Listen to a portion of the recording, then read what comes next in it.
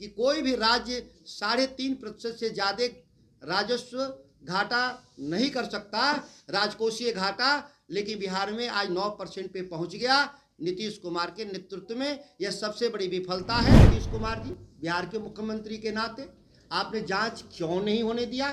जाहिर है कि जांच जब भी होगा इसका गले में जो फंदा मुख्यमंत्री नीतीश कुमार तक जाएगा, क्योंकि उनकी महत्वाकांक्षी परियोजना है, उनके नेतृत्व में यह परियोजनाएं शुरू की गई थी। परिणाम क्या है सबके सामने? सवाल पैदा होता है कि 3,10,000 करोड़ रुपए गए कहाँ? इसकी जांच होनी चाहिए, और जब जांच होगा तो पता चलेगा कि कृषि विभाग के भीतर किस तरीके से सब्सिडी की लूट हुई है, जो सीड दिए गए वो नकली सीड दिए गए। सबसे प्रमुख रूप से दोषी साबित होंगे बिहार के मुख्यमंत्री, क्योंकि यह सभी निर्णय उनके स्तर पर लिए गए हैं। कैबिनेट मंत्रियों को आप जानते हैं कि जब वो समीक्षा करते हैं विभागों का और जो निर्देश देते हैं विभागों को, उसमें उस विभाग का मंत्रियों को आमंत्रित नहीं किया जाता है। यह पिछले 19 सालों से नीतीश कुमार के परंपरा रहे हैं। जब विभागीय आदेश सीधे मुख्यमंत्री दे रहे हैं तो स्वाभाविक है कि उसकी सारी रिस्पॉन्सिबिलिटी माननीय मुख्यमंत्री की है। यह सारे दोस्त माननीय मुख्यमंत्री पर जाएंगे। सुधाकर जी, इन तमाम बातों को आप पहले भी कई बार उठा चुके हैं, कई बार जांच की मांग कर चुके हैं, प्राइवेट मेंबर बिल भी ला चुके हैं, पत्र भी लिख चुके हैं। आपने कहा था कि आपकी मांगे नहीं मानी जाएगी तो आप गांधी मैदान में बड़ा आंदोलन इसके लिए करेंगे। आगे की क्या रणनीति है? हमने पिछले 1 साल में विभिन्न जिलाओं का दौरा कर करके करीब 2 दर्जन हम किसानों की सभा किए हैं। हम लोगों की बातचीत, बिहार के किसानों की सहमति बन रही है कि हम पटना के तरफ जाएंगे अपनी मांग को लेकर के। ये आने वाले समय में निश्चित तौर पर, चूँकि ये संयुक्त किसान मोर्चा एक बड़ा ऑर्गेनाइजेशन है जिसका मैं एक छोटा हिस्सा हूँ, जिसके हम बैनर तले हम काम कर रहे हैं। जो ही हमारी सहमति बनेगी, चूँकि अभी लगातार दिल्ली सरकार के खिलाफ एक बड़ी मुहिम चल रहा है संयुक्त किसान मोर्चा का, तो एक बड़ी लड़ाई के साथ ही बिहार की भी लड़ाई लड़ी जाएगी। हमारे आदरणीय नेता राकेश टिकैत ने भी इसका सही जवाब दिया था। आप लगभग अभी 2 दर्जन सभा किए हैं, अभी 2 दर्जन सभा और हम लोग बिहार में करेंगे और बिहार में एक किसानों को एकजुट कर करके हम लोग पटना आएंगे। सरकार के लोगों के द्वारा कुत्सित मानसिकता का परिचायक है। आप अच्छी तरह से भली भांति मालूम है आपको कि मैं बिहार में कृषि मंत्री होते हुए इस्तीफा मैंने क्यों दिया था। हमारी प्रमुख मांग थी कि जो आपने 17 साल प्लस 2 साल 19 साल जो सरकार चलाए और इसमें आपने 3 कृषि रोड मैप आपने लागू किया, जिसमें तकरीबन 3,10,000 करोड़ रुपए आप खर्च होने का दावा जो आपने किया, उस पर मेरा सवाल था। मैंने साफ शब्दों में पत्र के माध्यम से किसी भी मंत्री के अधिकार क्षेत्र का जो सबसे ताकतवर हथियार होता है वो पत्र होता है, जिसके माध्यम से मैंने आदेश दिया कि तीनों कृषि रोड मैप का थर्ड पार्टी से जांच होनी चाहिए, सरकार के द्वारा नहीं। सरकार का जांच सरकार स्वयं कैसे कर सकती? स्वाभाविक है कि उस जांच का कोई मतलब नहीं, थर्ड पार्टी। और याद करिए कि इस बिहार में एक ही बार नीतीश कुमार ने थर्ड पार्टी जांच का आदेश दिया था, बालिका गृह कांड को लेकर के टिस ने जांच किया और तब पूरे व्यापक पैमाने पर लोगों को पता चला कि किस तरह से बिहार में प्रशासन की लापरवाही से पूरा एक सिंडिकेट काम कर रहा था और जिसमें बहुत सारे लोग दोषी पाए गए और जेल गए। सच यह भी है कि आज जांच अधूरी रही, दंड अधूरा रहा, बाकी बड़ी मछलियां बच गई थी। उसी तरह से इस मामले में भी मेरा कहना था कि थर्ड पार्टी से जांच होना चाहिए। आखिर नीतीश कुमार जी, बिहार के मुख्यमंत्री के नाते आपने जांच क्यों नहीं होने दिया? जाहिर है कि जांच जब भी होगा इसका गले में जो फंदा मुख्यमंत्री नीतीश कुमार तक जाएगा, क्योंकि उनकी महत्वाकांक्षी परियोजना है, उनके नेतृत्व में यह परियोजनाएं शुरू की गई थी। परिणाम क्या है सबके सामने? बिहार में पिछले 1 दशक में 3,10,000 करोड़ के निवेश के बाद भी उत्पादन घटा है। बेंचमार्क मैंने विस्तृत रूप से इस नोट में लिखा भी है कि किस वर्ष किस फसल का उत्पादन आपका घटा है।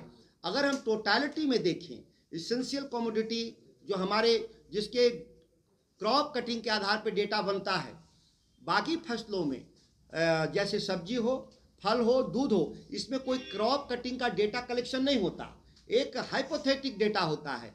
लेकिन जिसमें क्रॉप कटिंग के जरिए डेटा है उसमें 1 लाख टन का उत्पादन घटा है। सवाल पैदा होता है कि 3,10,000 करोड़ रुपए गए कहाँ?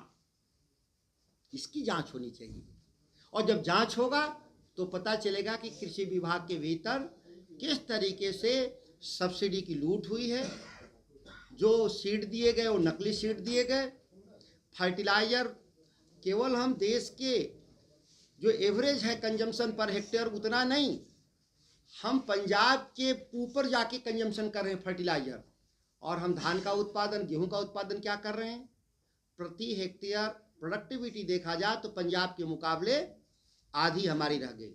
इस वर्ष भी पहली बार मक्का का बीज बांटने का एक षड्यंत्र रचा गया विभाग के द्वारा, अधिकारियों के द्वारा।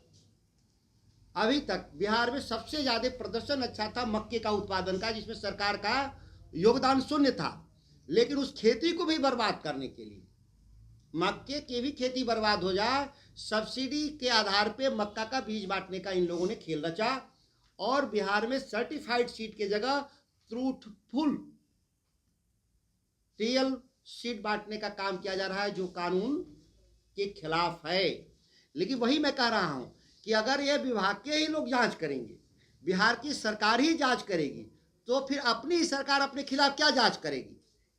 पिक एंड चूज पॉलिसी लाएंगे, अपने लोगों को बचाने का काम करेंगे और कमजोर लोगों को फंसाने का काम करेंगे। बालिका गृह कांड के बड़े अभियुक्त बच गए।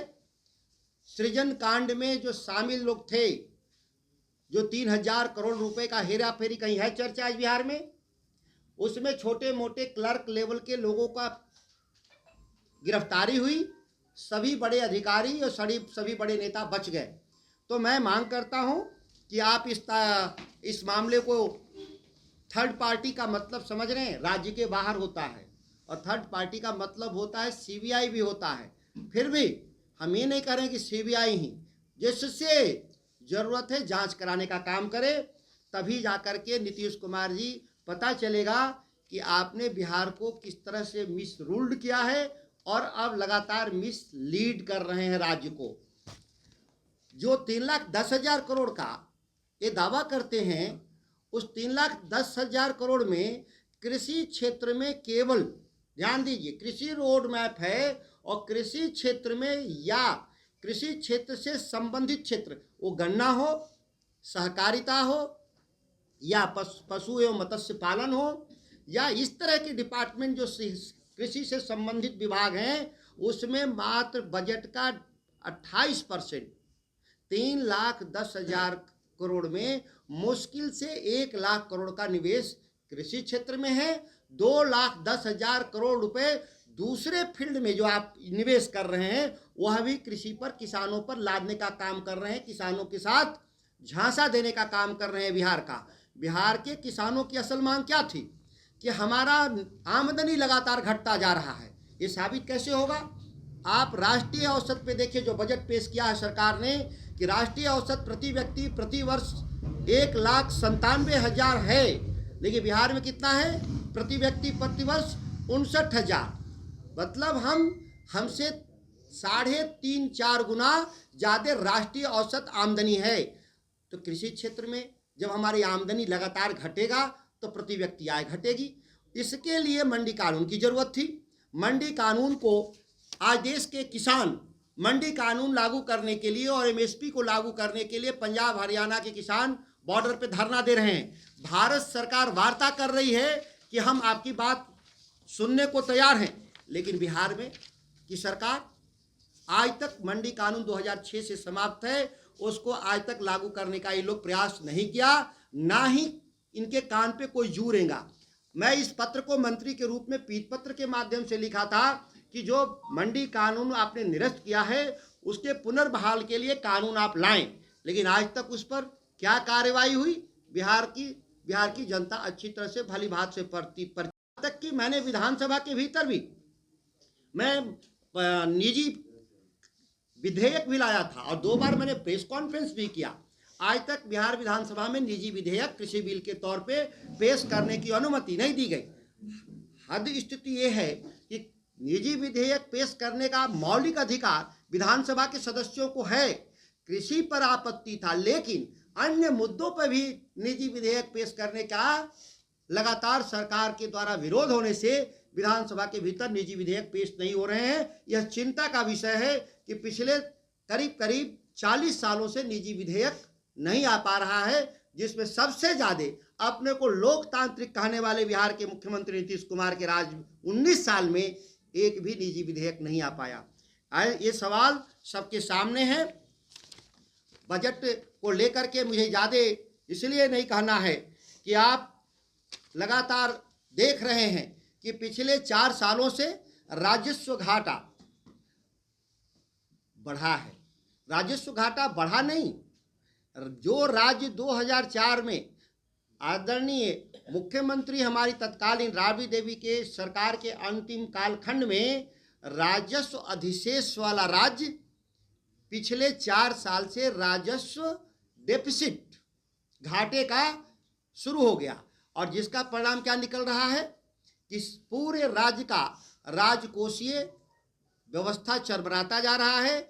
जीडीपी का 3.5% से ज़्यादा हमारा घाटा नहीं होना चाहिए। हमारा पिछली बार 6% था, इस बार अनुमानित इन लोग कहे हैं कि 9% रहेगा। जो हमारे देश में बने हुए कानून कि कोई भी राज्य 3.5% से ज़्यादा राजस्व घाटा नहीं कर सकता, राजकोषीय घाटा, लेकिन बिहार में आज 9% पे पहुंच गया।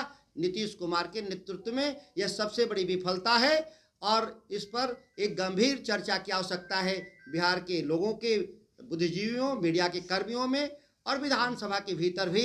लेकिन मुझे उम्मीद नहीं है कि नीतीश कुमार अपनी विफलताओं पर कोई भी बहस को होने देंगे। पैनोरमा ग्रुप, जो सोचता है वो करता है। ये लो मुंह मीठा करो, आज मैंने अपना जॉब छोड़ दिया, अब हम पूर्णिया वापस जाएंगे। जॉब छोड़ दिया है? मतलब ये घर कैसे चलेगा? हम करेंगे क्या? और माँ बाबूजी क्या बोलेंगे? इसलिए मैं एक और मिठाई का डब्बा लाया। अपने बिजनेस के लिए लोन अप्रूव हो गया। अरे लोन अप्रूव हो गया वो तो ठीक है, लेकिन पूर्णिया में हम रहेंगे कहाँ? अपना घर भी तो नहीं है वहाँ। इसलिए तो एक और मिठाई का डब्बा अलग से लाया हूँ। हमने पूर्णिया में घर ले लिया है, पूर्णिया के ई होम्स पैनोरमा में। पूर्णिया में पैनोरमा ग्रुप लेकर आए हैं ई होम्स पैनोरमा। बड़ा घर, आलीशान जिंदगी और अत्याधुनिक सुविधाओं के संग। अरे अब क्यों मुंह मीठा करवा रही हो? क्योंकि हम घर वापसी जो कर रहे हैं। घर वापसी की खुशी पूर्णिया में ई होम्स पैनोरमा के संग। ई homes panorama, luxurious lifestyle redefined.